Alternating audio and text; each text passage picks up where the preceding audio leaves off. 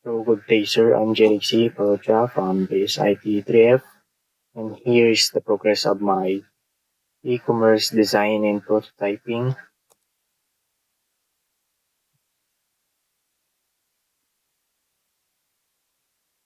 Here is the where the seller and user can log in.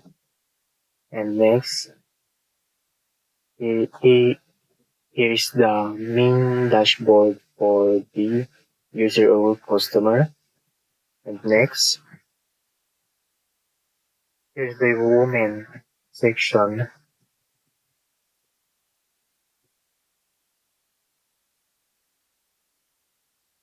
And I scroll po ito. And together with the bottom, search bar, and buttons at the top. And this is the main section. And like sa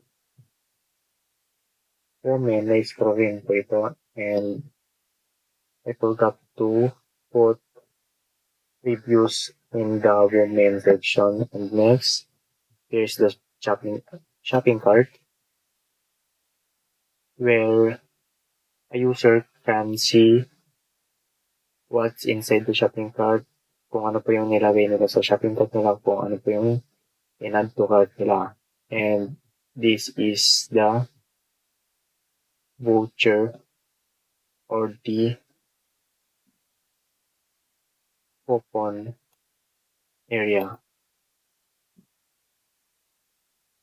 And next, we're gonna proceed to our seller or the admin.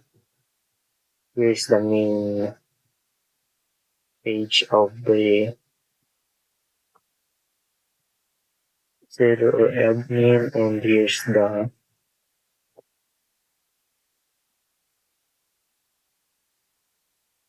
account or the main dashboard. And as we can see, we see the total sales, total visitors, total order, balances, and the chart of the month August, September, October, November, December, and so on, sales. And here's the top category. Ito po yung mas nabili sa ating e-commerce shop. And yung progress ng kanyang shop is 20%. And we go to prototyping.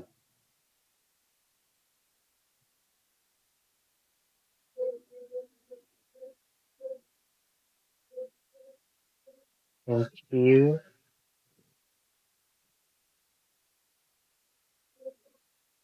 pwede mamili si user if whether she or he is a user, customer, or a seller, or admin. First, pilihan natin yung user. And yung background dito is naka-play.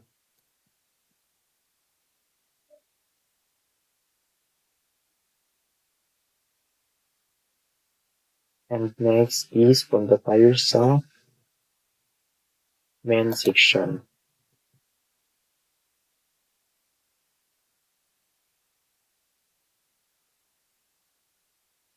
And as you can see, na-scroll po siya. And may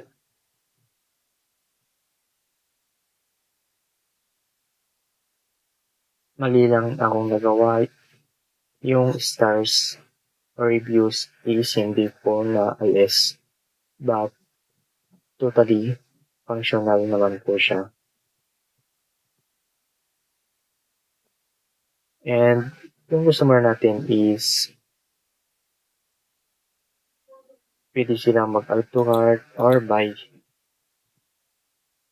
And andito na rin po yung product description, yung price, and the name of the product.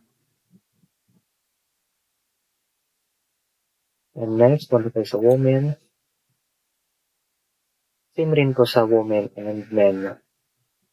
Nandito yung product name, price, and product description. And ayun po. And punta naman po tayo sa cart. And as we can see, Maglagay tayo dito ng example na na-add to cart ni user. Isang innerwear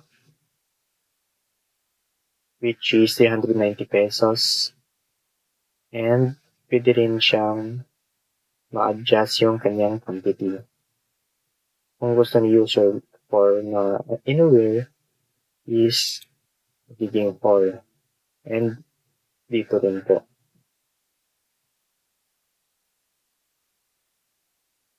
And as we can see, yung price ng sweatshirt is 1,490. Hindi ko lang siya napalitan ng title. Dapat sweatshirt ito. And sa kanyang receipt is na total na siya which is 1,880 pesos. And my VAT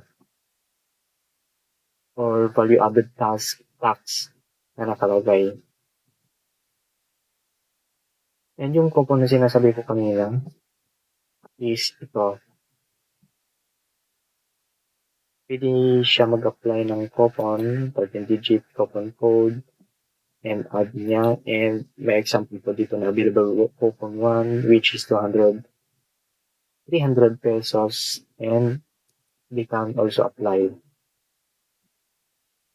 And nandito rin po kung sa ating shopping cart, kung gusto na nila mag-check out or continue shopping.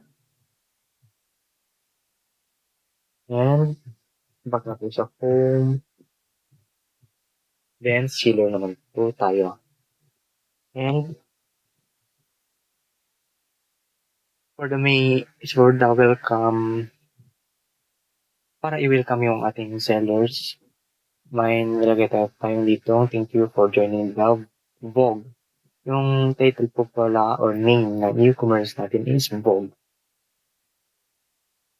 Saka ko na po sasabihin yung meaning niya. Vogue Seller Community. We are committed to providing you with the tools and visibility you need to succeed.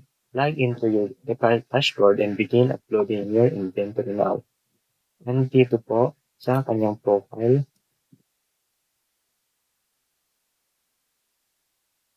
And ayan. Kaya po nang sinabi ko kanina, makikita natin dito yung total sales which is $14,000, total visitors which is 5,000, total order 3,000, balance. Yung balance po is yung kay admin na po yun. Balance ni admin yung kanyang profit. And yung kanyang monthly increase ng sales is 20%.